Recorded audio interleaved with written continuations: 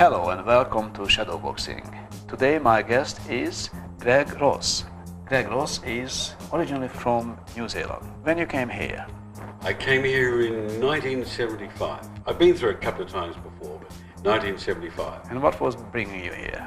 Could I be very male and say when I got to Scarborough Beach and saw all the luscious West Australian girls on the beach, the beautiful beaches, I thought, I was very young, I thought this is paradise, I'm going to stay here. And there was untold work available. Your background, your working background is that you are a marketing guru and also a heavy truck driver. That's right. I know it's completely at odds with one with the other. I can't help it. I started my working life as a copy boy, the office boy in an advertising agency, and worked my way up, went to advertising night school, and I topped the class there. So I was good at that sort of thing, just a natural gift for it. But I've always loved machinery, motorbikes, cars, trucks. I just love it. Truck driving, advertising, and now politics. So why politics? I mean, people, not have too much of respect these days about politicians. So, and you decide to go into politics when you are getting older. What's wrong? It's a very good question.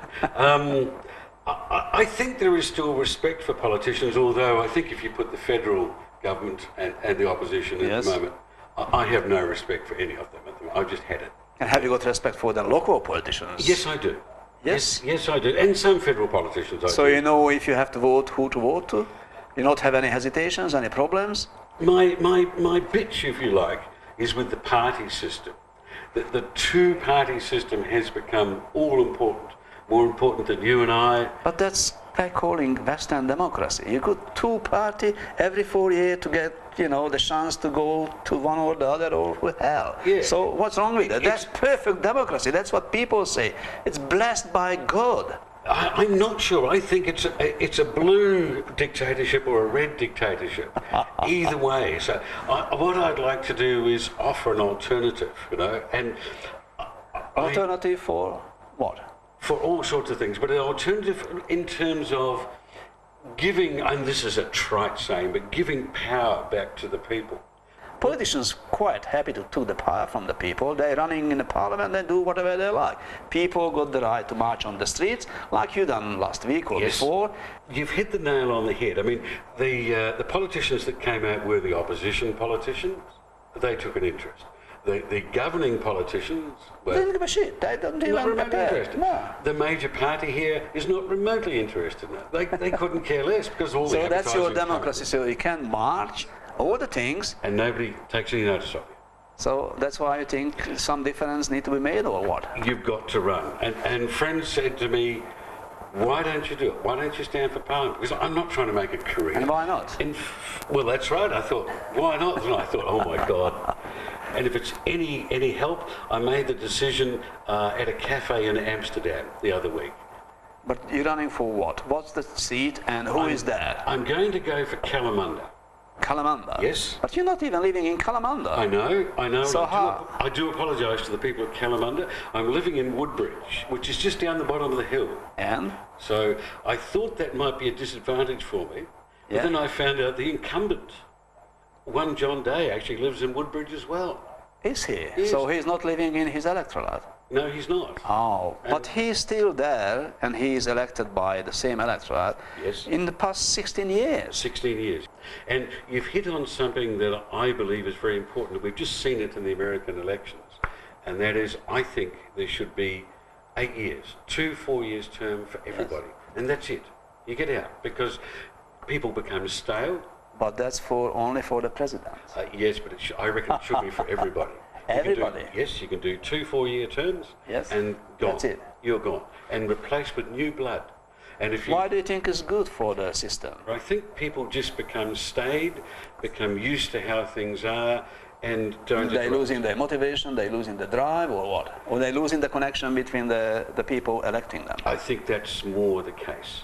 And currently with the present state government, I believe the drive is driven from the very top. Very, very energetic Premier who wants to do things his way.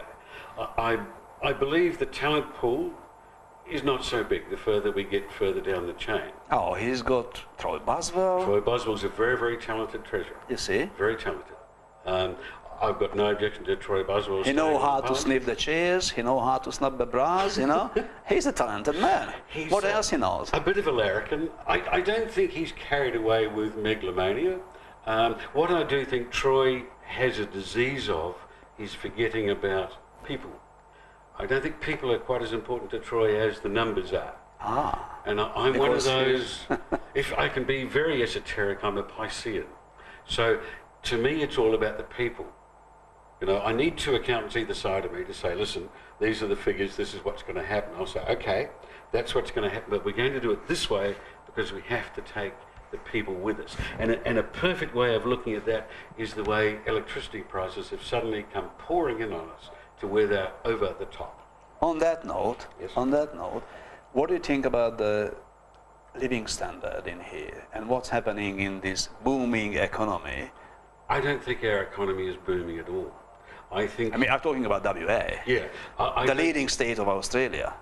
Yes, I know it's the leading state, but we are astronomical in our cost of living. It is phenomenal what we pay for food when we go to restaurants, etc. But no one's bothered. I mean, no one is in the street except the homeless people, because they're living on the street. Except the homeless. But no one is marching and saying, "Hey guys." That's typical. A typical West Australian thing. For years, I was marketing manager of a very large company, and putting on all sorts of releases for cars and boats, and God, Lord alone knows what. And the one thing you learn about West Australians is they do not RSVP, and they're very lackadaisical. And you have to ring them up the afternoon of the event and say, "Are you coming?" Yes, we're coming. We're always coming. So you actually get your numbers. But they don't let you know because they're busy doing other things. You've got on business. So they don't tell you what they're doing. You have to take a guess. And it's the same with a rally, a protest. I mean, Lord, I'd never been in a protest before in my life until this year, when I'd reached the stage of saying, I've had enough. I've had enough of being ignored as a person. I've got children, I've got grandchildren. I know what my kids have to pay in the way of groceries or power. So how do you want to change that economical sort of system? What can you do about it? Immediately, you can do nothing. Electricity, I think, was a mistake on both the Labor Party and the Liberal Party. In a way, the Liberal Party deserves some congratulations for confronting the issue of our power should have been increasing gradually so as we didn't have the big shock we've got. The Labor Party let that slip and they wouldn't do it. You know, now that it goes back to Alan Carpenter, well, too bad. He should have done it. The Liberal Party did have the guts to run with that. Yes. But people don't have the money. Now, when you say people aren't complaining, I've been very lucky. I've been working as a road train driver, fly in, fly out, earning very big money. Very big money. So you can afford it, you can. A question for you. If you're winning that seat, and somehow you've been asked to take a ministerial position, which one you choose? Planning or arts and culture? I would take arts and culture.